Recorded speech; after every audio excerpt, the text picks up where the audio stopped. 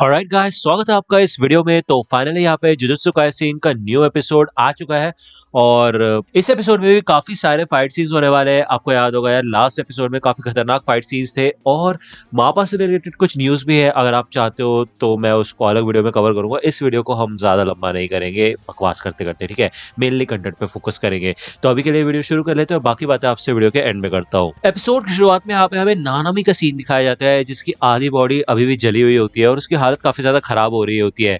वो इधर हॉलवे में से जा रहा होता है स्टेशन की ओर और इसके साथ साथ हमें एक और विजुअल दिखाया जाता है जहाँ पे वो एक बीच पे होता है। इसकी एक स्टोरी है, ये मैं अभी आपको बताता हूँ, ठीक है। जब वो यहाँ पे स्टेशन में आता है तो वो देखता है कि इधर काफी सारे ट्रांसफिगर्ड ह्यूमंस होते हैं और इन सबकी वाट लगी हुई होती है, लेकिन नानामी इनको देख रहा होता है। साथ ही साथ वो एक बीच व्यू को भी देख रहा होता है।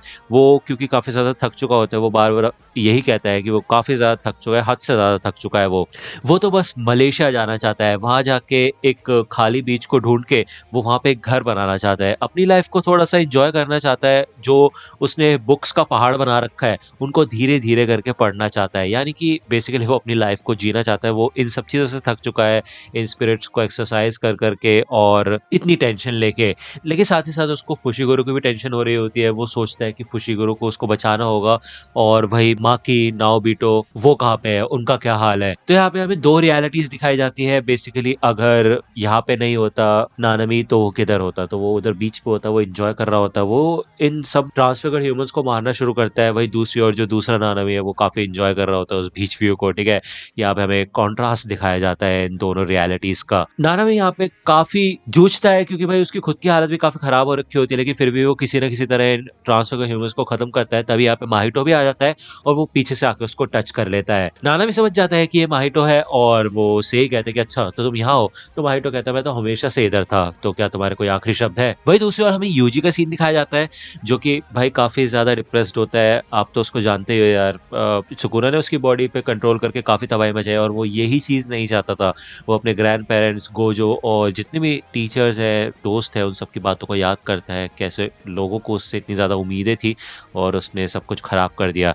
जब वो इधर इस हॉलवे में से जा रहा होता है तो उसको आगे चल के नानामी के लड़ने की आवाज सुनाई देती है, तो वो भागता हुआ जाता है और जब वो नीचे पहुंचता है तो वो देखता है कि इधर माहिटो होता है जिसने भाई नानामी के पीठ पे हाथ रखा होता है। वो दूर से देख रहा होता है और बेसिकली इधर नानामी अपने आखिरी टाइम में, अपने आखिरी लम्हों में हायबारा को याद करता है, जो कि उसका पार्टनर हुआ करता था। उसके बारे में हमें कुछ ज्यादा तो नहीं बताया गया है, लेकिन हमें ये पता है कि नानामी उसके काफी ज्यादा नजदीक था और उसकी डेथ हो गई थी, ठीक है ना। ये हम सबको पता है, अब ये मत बोलना कि ये स्पॉइलर है कोई, ठीक है। तो बेसिकली वो यही सोचता है कि अगर वो हायबारा को इस टाइम पे याद करेगा तो वो किसी तरह कर्स कर देगा उसको, जो कि वो नहीं चाहता। तभी वो देखता है कि हायबारा उसके राइट में उंगली से इशारा करता है और जब नानामी पीछे मुड़ता है तो वो देखता है कि उधर यूजी है और यूजी उसे देख के काफी ज्यादा शॉक हो चुका होता है। उसको समझ नहीं आता कि वो क्या करे, तो वो यूजी से यही कहता है कि मैं अब सब कुछ तुम्हारे हाथों में छोड़ता हूँ यूजी। तभी माइटो उसको भाई पूरा ट्रांसफिगर कर देता है, बेसिकली ट्रांसफिगर से भी ज्यादा उसकी वो पूरी अपर बॉडी को खत्म कर देता है, एक्सप्लोड कर देता है बिल्कुल, ठीक है। ये देख के पहले तो यूजी को बिल्कुल भी यकीन नहीं होता और उसके बाद उसको काफी ज्यादा गुस्सा आता है। वो माहिटो की तरफ भागना शुरू कर देता है और माहिटो भी इधर लड़ने के लिए तैयार हो जाता है उससे। ये दोनों एक दूसरे के ऊपर अटैक करते हैं और आप तो जानते हैं माहिटो के पास काफी सारे ट्रांसफिगर्ड ह्यूमंस है और इससे यूजी को काफी ज्यादा फर्क पड़ता है कि नहीं। माहिटो किसी तरह यूजी को डिस्ट्रैक्ट करके उसकी लोकेशन को चेंज करता है और उसके ऊपर अटैक भी करता है, लेकिन यूजी उसके अटैक को रोकने में सफल होता है। थोड़ी देर लड़ने के बाद ये लोग रुकते हैं और माहिटो ये कहता है कि अगर तुम इतनी मजबूती से नहीं खड़े होते ना तो मैं तुम्हारा पूरा सर चीर देता अभी के अभी, ठीक है। तो यहाँ पे माहिटो ने यूजी के चेहरे पे भी अटैक किया था। बेसिकली वो उसको जान से मारना चाहता था, उसके दिल पे भी हमला करना चाहता था, लेकिन ऐसा हो नहीं पाया, ठीक है ना। तो यूजी माहिटो से पूछते हैं कि तुम इतनी आसानी से लोगों को कैसे मार देते हो। तो माहिटो कहता है अच्छा तो तुम ये चाहते हो कि अगली बार से मैं अगर किसी इंसान को मारूं तो मेरे को थोड़ा बुरा महसूस हो और मेरे को दुख हो, है कि नहीं। ऐसा चाहते हो तुम, तो ठीक है फिर मैं ऐसा कर लूंगा अगर तुम चाहते हो तो, लेकिन तुम्हें ये तो मानना पड़ेगा कि हम दोनों बिल्कुल एक जैसे हैं यूजी, और जब तक तुम ये बात मान नहीं लेते तब तक तुम मेरे को हरा नहीं पाओगे। ये सुनने के बाद यूजी फिर से लड़ने के लिए तैयार हो जाता है। माहिटो इधर अपने एक कर्स ट्रांसफिगर्ड ह्यूमंस पर क्या है ये, ठीक है, जो भी है, इसका इस्तेमाल करके वो पूरा कंप्रेस करने लग जाता है इस जगह को। ये जगह बिल्कुल बंद होने लग जाती है, जगह काफी कम होने लग जाती है।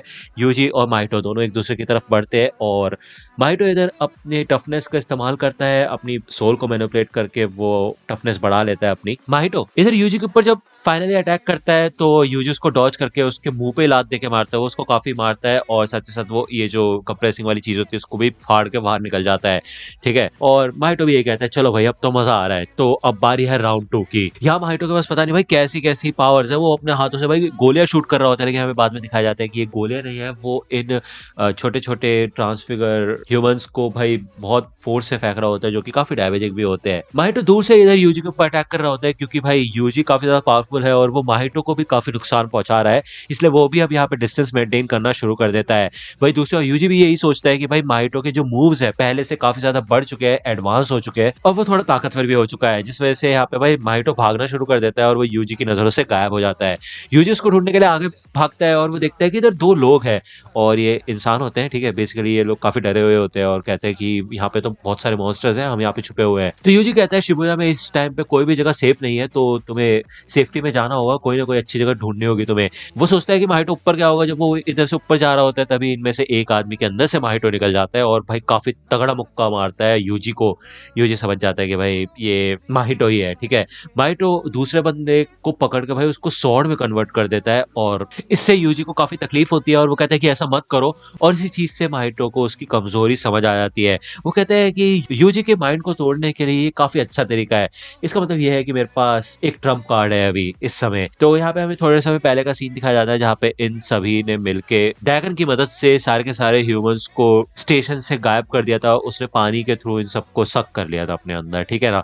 जिसके बाद माहितो कहता है कि हमारा प्लान शुरू हो चुका है यूजी को मारने का। अब आपको याद होगा भाई जोगो नहीं चाहता था कि यूजी को मारा जाए, ठीक है, तो वो इस प्लान के खिलाफ होता है, लेकिन भाई माहितो तो भाग जाता है अपने काम पे आगे और बेसिकली वो अपने आप को 2 हिस्सों में बांट लेता है। यार मतलब मजाक बना दिया इस बंदे ने, ठीक है। और ये दोनों के दोनों माहितोस यहाँ से भाग के निकल जाते हैं। जोगो उसको पकड़ने की कोशिश करता है लेकिन माहितो उसको रोक देता है, ठीक है ना। तो ये हमें इसलिए दिखाया गया है ये बताने के लिए कि अभी इस समय शिबुया के अंदर 2 माहितोस है, ठीक है। एक तो यूजी से निपट रहा है और दूसरा हमें फिर से अभी का सीन दिखाया जाता है। दूसरे माहितो का सामना इधर नोबारा से होता है। ये दोनों थोड़ी बातचीत करते हैं और नोबारा को याद आता है कि इस बंदे की टेक्निक है सोल से रिलेटेड, तो इसको संभल के रहना होगा और उसको उसके हाथों से बच के रहना है, ठीक है, उसे टच नहीं करना है। ओके, तो यहाँ पे नोबारा जब उसके ऊपर अपने नेल्स से अटैक करती है तो माहितो उसको डॉज कर देता है और बेसिकली उसको डॉज करने की भी जरूरत नहीं पड़ती। वो कहता है कि कितना बेकार निशान है तुम्हारा। तो ऊपर से ये साइन बोर्ड उसके ऊपर गिरता है और वो उससे बच जाता है किसी तरह। गिरते साथ ही नोबारा भी इधर आ जाती है और इस साइन बोर्ड के अंदर ये कीले गड़ी हुई होती है अभी भी। जब नोबारा इसके ऊपर किक अटैक करती है तो वो हेयर पिन बोलती है, जिससे कि एक्सप्लोजन होता है उस हेयर पिन का और वो उसके सर में जाके लगता है माहितो के, ठीक है। लेकिन आप जानते हैं जब माहितो की सोल के ऊपर अटैक नहीं होगा तब तक उसको कोई फर्क नहीं पड़ने वाला, ठीक है ना। माहितो समझ जाता है कि नोबारा यूजी की दोस्त है और उसकी काफी ज्यादा खास है, तो अगर वो इस बंदी की डेड बॉडी यूजी के पास लेके जाएगा तो वो पूरी तरह से यूजी की सोल को, उसकी आत्मा को तोड़ के रख सकता है। पता है यार यूजी की वाट लगाने में लगे हैं, उसकी पहले से लग चुकी है इतनी वाट है कि नहीं, सुकूना लगा के गए ही है और बाकी सबके सब लोग यूजी यूजी यूजी कर रहे हैं। एनीवे ये एपिसोड यहीं पे खत्म होता है और यार मापा से काफी बुरी न्यूज है वैसे तो, ठीक है ना। और वो न्यूज काफी पुरानी हो चुकी है, 1 हफ्ता हो चुका है उसको। मैं सोचा था कवर करूंगा बट काफी लोगों ने डाल दिया था उसको। अगर आप फिर भी चाहते हो कुछ रिव्यू टाइप का कि इन सब का क्या सिचुएशन चल रहा है तो मैं आपको एक वीडियो में बता सकता हूँ, ठीक है। तो उसके लिए आप मेरे को कमेंट करना अगर आप एक इन्फॉर्मेटिव वीडियो चाहते हो जुजुत्सु काइसेन से रिलेटेड। अपने कुछ व्यूज भी ऐड करना चाहता हूँ मैं, तो वो भी उसमें ऐड करूंगा। तो अगर आपको ये वीडियो पसंद आए तो लाइक करना, सब्सक्राइब कर लो चैनल पर अगर नए हो तो। मिलता हूं आपसे अगले वीडियो में, तब तक के लिए गुड बाय। तो दोस्तों आज की वीडियो के लिए सिर्फ इतना ही। आई होप कि आपको ये वीडियो पसंद आई होगी। अगर आपको ये वीडियो पसंद आई हो तो प्लीज लाइक कीजिए, अपने दोस्तों के साथ शेयर कीजिए और मेरे चैनल को सब्सक्राइब करना मत भूलेगा। और अगर आप मुझे कांटेक्ट करना चाहते हैं तो आप मुझे इंस्टाग्राम पे कांटेक्ट कर सकते हैं। मेरे पेज की लिंक आपको डिस्क्रिप्शन में मिल जाएगी। मिलता हूं आपसे अगले वीडियो में, तब तक के लिए गुड बाय।